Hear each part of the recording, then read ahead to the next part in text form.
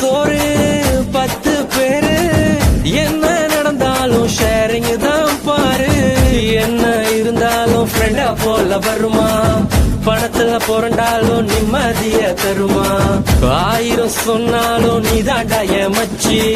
2005 தொடங்கி 2015 புது பாதை நீயே போட்டு தந்தாய், என் பாதி வழியில் விட்டு சென்றாய். ஒரு தாயை தேடும் பிள்ளையானோ நீ இல்லை என்றால் எங்கே போவோம். என் ஃப்ரெண்ட போல யாரு மச்சான்.